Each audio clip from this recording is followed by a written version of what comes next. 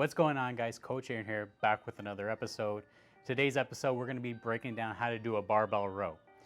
Now, if you're new to the gym or you've been to the gym, you know that the barbell row is one of the best exercises for building a big back. And it holds true. If you want to have a big back or you want to grow your back, you got to row in order to grow. Or I think it's row in order to grow. Or is it if you want to grow, you got to row? Either one is fine. I don't know this thing. So there's a reason why the barbell row is probably one of the best exercises for building your back, and that's because of the fact that it works your trapezius, your lats, your rhomboids, and even your lower back. Usually with any type of rowing movement or type of pull movements, you're gonna be working those muscles. So the barbell row does live up to the name. It is one of the best exercises for building your back. Now the barbell row is actually similar to a deadlift setup. And if you don't know how to deadlift, I actually made a video on how to deadlift. I'll link that up at the top. But essentially it's the same type of setup. We're gonna break it down step by step on how to do that.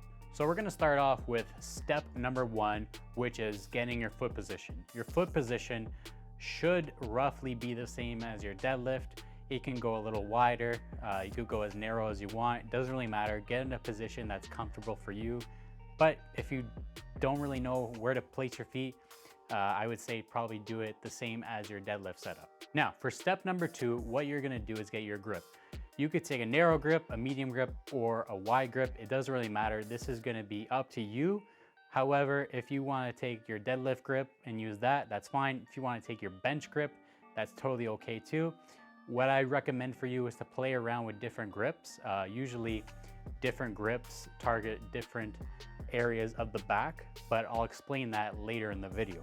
So for step number three, what I want you to do is place the bar in between your toes and your midfoot. Now in my deadlift video, I suggested that you place the bar on top of your midfoot. While that is true for deadlifting, for rows, I want you to place it in between the toes and the midfoot. The reason why is because of the fact that when you lift the bar and you're ready to row, you're gonna notice that you're gonna clip your knees when you're rowing or lifting the bar and getting ready to row. So step number four is gonna be get your hip hinge. Now I made a video on how to RDL and I explained how to do a hip hinge. So if you don't know how to do a hip hinge, go back to that video. I pretty much break it down on how to do a proper hip hinge. But for the barbell row, you should know how to hip hinge. This is gonna be making sure that we're balanced throughout the movement and that we get a nice back angle when we're rowing. Okay, so moving on to step number five, which is the lifting phase or the concentric phase. With this phase, once you get your setup, all you're gonna do is pull the bar to your chest. Now, a couple of cues that I like to use are pull with your elbows. The reason why I say this is because you wanna pull with your elbows and your scapula. You wanna use all the muscles in your back to pull up the weight. You're not using your biceps to pull the weight up, using the back muscles like the trapezius, lats, and rhomboids. These are gonna be the main muscles that pull the weight up. Ideally, what you wanna do is pull the bar to your chest. It's almost gonna look like the exact same bar path as the barbell bench press. One thing that I also like to mention when you're pulling is I want you to bend the bar. This is gonna create torque in the shoulders and make sure that we're using our back muscles efficiently. Now, for the lowering phase, it's nothing really special. Just reverse the movement to its original position at which you started. So pretty much those are the mechanics on how to do a proper barbell row.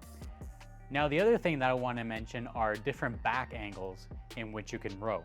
Now a general rule is when you're doing different angles, it's going to follow like this. The more upright you are, the more upper back you're going to be working. As you start to go down with your back angles, you're going to be working more of your mid back and your lower back. Now technically there is no superior back angle. What I rather tell you is work all those types of back angles. You can never do enough rowing. It's always great to do a lot of rowing and different variations of it. So what I would do is, at least incorporate a high angle, a medium angle, and a low angle.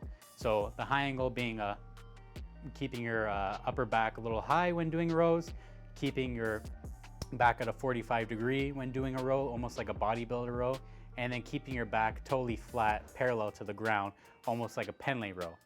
Now, I would tell you that if you're doing a pendlay row, you might notice that the weights might touch the floor and you'll probably lose tension at the bottom.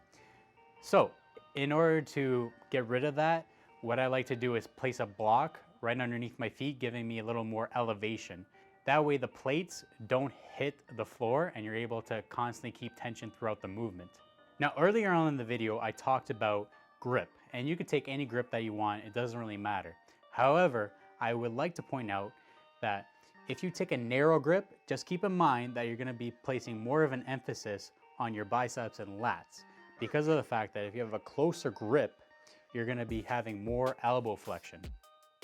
Whereas if you have a wider grip, you're gonna be working more of your upper back. It's kind of the same thing as your bench press. Technically, if you have a wider grip in your bench, you're gonna be using more pec. If you have a closer grip, you're gonna be using more of your tricep and your shoulders. Same thing applies with rows. So one other thing that I like to mention is if you take a very close grip, you're gonna notice that your wrist will bend in when you're rowing. This is gonna put a lot of strain on your wrist, so it's better that you take a little bit of a wider grip and make sure that you're not curling in your wrist. Again, you're pulling with your elbows, not your hands. Now, what I would like to say is, do all kinds of grips and angles. There is no perfect angle or grip. It's gonna be the one that you prefer, and just stick to it. What I like to say is vary up the different angles and the grips, train different angles of the body. This is gonna make sure that you're getting the best bang for your buck when training your back. So just to sum it up, we're gonna go over how to do a barbell row again. First, starting with our feet, then we get our grip, then we're gonna get our hip hinge. Then what we're gonna do, we're gonna make sure that the bar is not clipping our knees. And all we're gonna do, keep a nice straight back, and you're just gonna pull right to your chest using your elbows, puffing up your chest, keeping that back nice and tight, and then just lower the bar. So that's pretty much it. That's how you barbell row. Hope you guys enjoyed the video. If you did, give this video a thumbs up. Other than that, I'll catch you guys next time.